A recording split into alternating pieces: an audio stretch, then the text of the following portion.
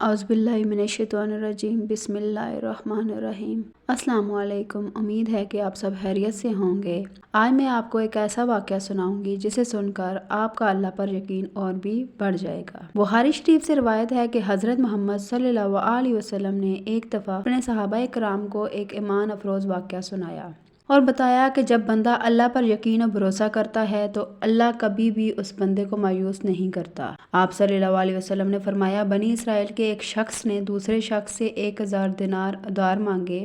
وہ ادھار دینے سے ہچکچایا۔ اس نے کہا، گواہ لاؤ۔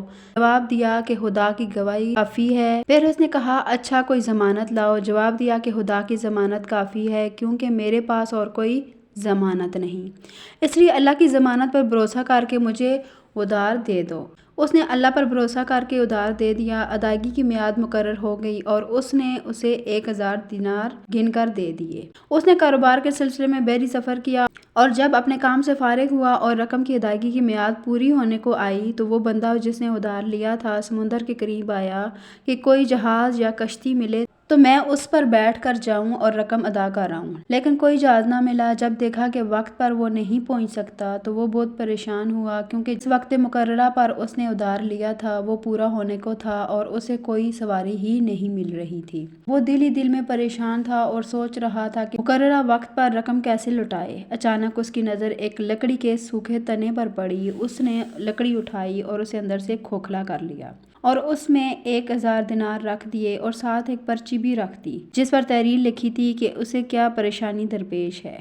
پھر لکڑی کا منہ اچھی طرح بند کر دیا اور خدا تعالیٰ سے دعا کی، اے پروردگار، تجھے خوب علم ہے کہ میں نے فلاں شخص سے 1000 دینار قرض لیا، اس نے مجھ سے ضمانت طلب کی، میں نے تجھے ضامن بنایا اور اس ضمانت پر تیرے اس بندے نے خوشی سے مجھے قرض دے دیا۔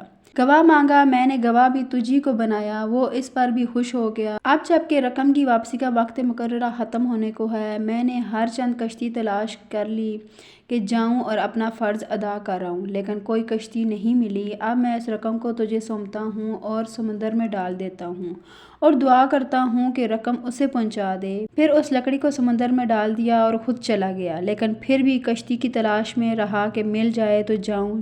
یہاں تو یہ ہوا، وہاں جس شخص نے اسے قرض دیا، جب اس نے دیکھا کہ وقت پورا ہوا اور آج اسے آ جانا چاہیے تھا تو وہ بھی سمندر کے کنارے آ کھڑا ہوا کہ وہ آئے گا اور میری رقم مجھے واپس دے گا یا کسی کے ہاتھ بھجوائے گا، مگر شام ہونے کو آئی اور کوئی کشتی اس طرف سے نہ آئی تو یہ واپس لوٹا۔ کنارے پر ایک لکڑی دیکھ کر اس نے یہ سوچا کہ حال ہی تو جا رہا ہوں، کیوں نہ اس لکڑی کو لے چلوں، اسے سکھا لوں گا تو جلانے کے کام آئے گی۔ گھر پہنچ کر جب اسے چیرتا ہے تو اس سے اشرفیاں نکلتی ہیں، گنتا ہے تو پوری 1000 ہیں۔ ساتھ ہی ایک پرچی پر اس کی نظر پڑی، اسے اٹھا کر پڑھتا ہے تو اس کا اپنے رب پر یقین اور بھی پختہ ہو جاتا ہے۔ جب اللہ پر بھروسہ کیا جائے تو وہ کبھی بھی اپنے بندے کو مایوس نہیں کرتا۔ ادھر وہ بندہ جس نے ادھار لیا تھا، جیسے ہی اسے کشتی ملتی ہے تو فوراً روانہ ہوتا ہے کہ پہنچ کر تاخیر کے لیے معافی مانگ کر قرض لوٹا دے۔